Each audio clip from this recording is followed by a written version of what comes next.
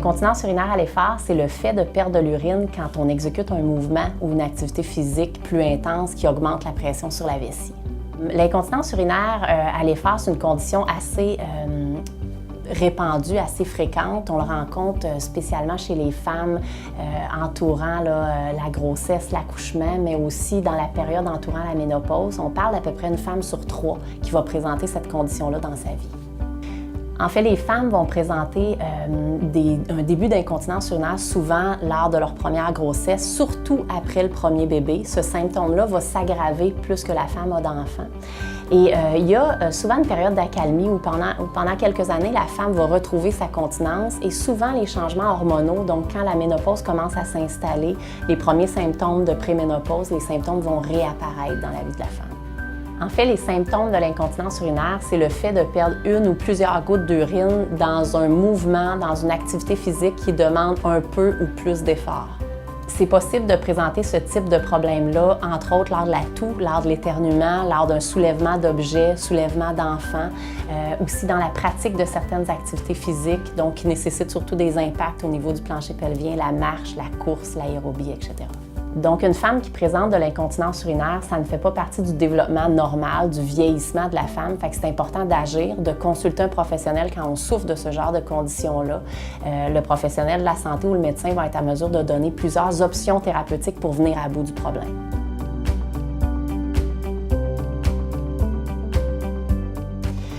Le plancher pelvien, en fait, c'est un groupe de muscles, de tissus conjonctifs, de ligaments qui se fixent sur le pubis, sur les deux os au niveau des fesses et le coccyx.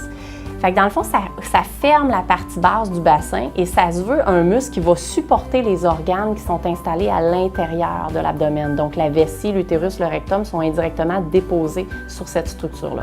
Donc, le plancher pelvien, c'est une structure musculaire qui a 3 fonctions. La première étant de supporter les organes qui se déposent à l'intérieur de l'abdomen. On a parlé de la vessie, l'utérus, le rectum.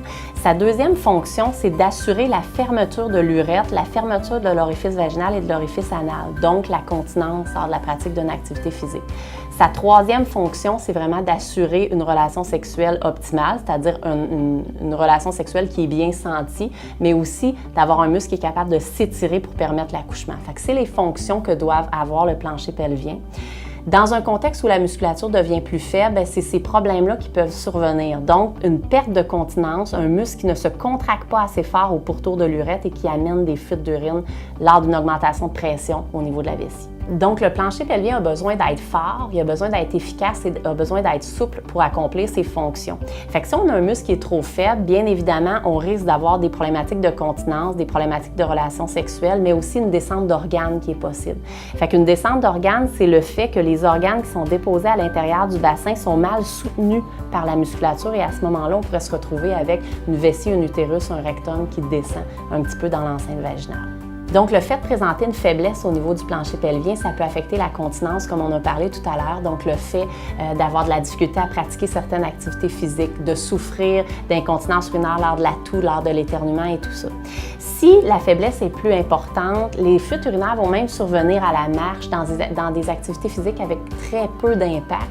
Et dans ce contexte-là, ça va affecter grandement la vie des femmes, leur qualité de vie, leur capacité de s'intégrer au niveau des exercices physiques, la capacité d'aller, par exemple, vers les autres, de faire partie d'un groupe d'exercices et tout ça. Fait que c'est important de s'en occuper pour éviter que les femmes se retirent de leurs activités sociales et de leurs activités physiques également. En fait, les causes qui expliquent pourquoi le plancher pelvien devient plus faible, en fait, les causes sont diverses. Il peut s'agir d'une grossesse, de plusieurs grossesses répétées. Il peut s'agir aussi de troubles neurologiques. Une patiente qui a une plus grande obésité, bien évidemment, la pression exercée sur le plancher pelvien va être plus grande. La pratique de sport intense, des gens qui ont des toux chroniques, qui ont une problématique de constipation où ils forcent beaucoup, fait qu'ils tirent au niveau des structures musculaires, au niveau des structures nerveuses.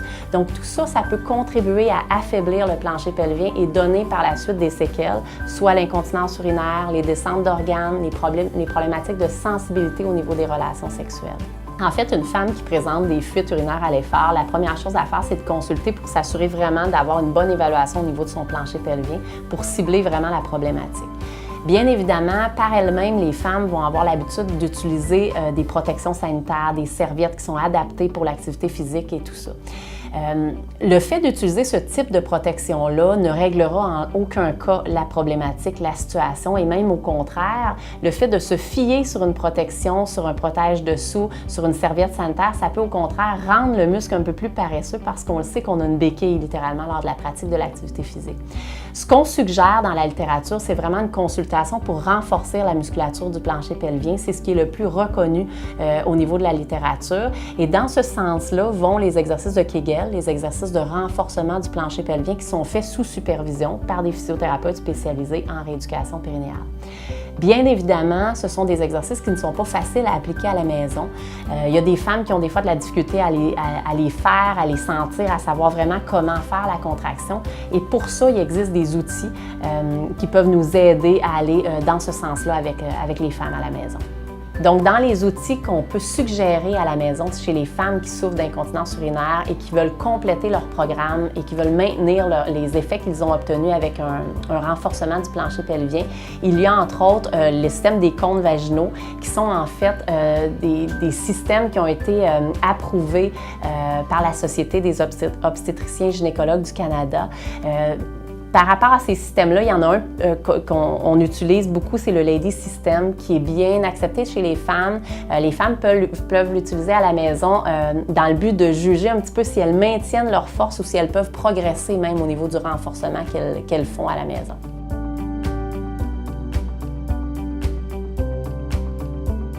Donc, le Lady System, c'est un ensemble de 5 cônes qui sont en fait de la même grosseur, de la même dimension. La seule différence étant que chacun des cônes a un poids différent. C'est un poids croissant de 5 à 55 grammes qui nous permet donc d'évoluer les exercices. Fait qu'on commence littéralement avec le cône qui est un petit peu plus facile à maintenir lors des exercices physiques et on progresse avec des cônes qui sont plus lourds, qui sont plus difficiles et qui exigent une contraction qui est meilleure. Et l'idée, c'est de faire environ 2 périodes de renforcement par jour, d'environ une quinzaine de minutes. Et ces périodes-là vont nous permettre, une fois que le cône est installé, de vaquer à nos occupations, que ce soit aller prendre une douche, prendre une marche, de se mettre en situation où il y a normalement des fuites urinaires pour voir si on est en mesure de contrôler le plancher pelvien et de réduire les fuites dans la pratique de l'activité physique. Donc, voici le cône vaginal qu'on va insérer à l'intérieur de la cavité vaginale. L'idée, c'est qu'une fois que le cône est inséré dans ce sens-là à l'intérieur de la cavité vaginale, la musculature va se situer au pourtour et c'est dans le fond la contraction du plancher pelvien qui va éviter de faire tomber le cône lors de la pratique d'une activité physique. Donc, c'est pas mal le même type de contraction que ce qu'on va effectuer pour empêcher, par exemple, d'avoir une fuite urinaire lors de la pratique d'une activité physique. Donc, on va toujours commencer l'exercice physique la plus simple avec une intensité moins grande et un cône qui a un poids plus léger. Plus notre force va augmenter, plus notre capacité de contracter contre le poids va devenir facile et évidente. On va à ce moment-là se permettre d'augmenter le poids du cône, donc de passer d'un cône de 5 grammes vers un cône de 55 grammes pour le même type d'activité physique. Et l'idée, c'est de compliquer doucement l'activité physique qui va être faite, donc de marcher plus vite, de commencer à sauter, de l'utiliser entre autres quand on prend notre douche ou quand on prépare le déjeuner pour s'assurer vraiment que le cône va être utilisé dans un mouvement finalement. Ce sont évidemment des cônes qui sont à usage personnel et qui sont scellés, donc résistants évidemment au lavage, pas de problème pour les mouiller, pour les savonner, pour les sécher, donc très sécuritaire là, au niveau de la réutilisation de l'outil.